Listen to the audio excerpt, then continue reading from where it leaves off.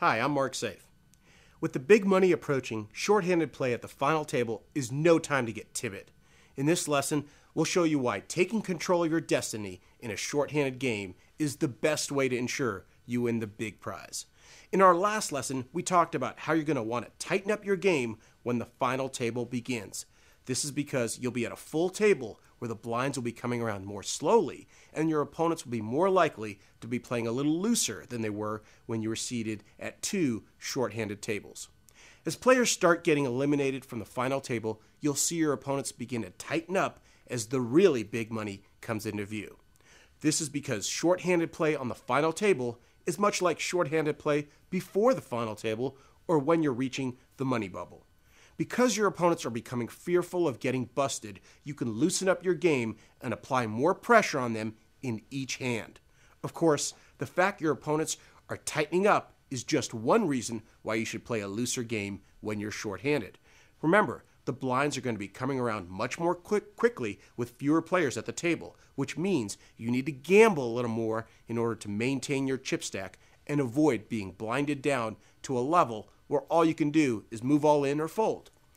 So, how loose should you be? Think about this. At a full table, you will probably be playing about 80% of your hands when action is folded around to you on the button. When you are down to three-handed play, you have exactly the same number of opponents in the hand with you as you do when you're on the button in a full ring game and everyone folds around to you. Therefore, you should be looking to play about 80% of your hands from the button when you're three-handed.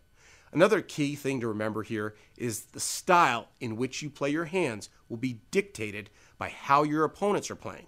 For example, if your opponents are playing very tight before the flop, open raising them on the button will often be enough to get them to fold their hands. If your opponents are playing a lot of hands pre-flop, then you're going to want to re-raise them more often because they will be reluctant to play back at you with marginal hands. Finally, one last word about playing against short to average stacks in shorthanded play. Due to the fact that most players are looking to move up another rung on the money ladder, this is a time when you can put particular pressure on those opponents with short to average chip stacks.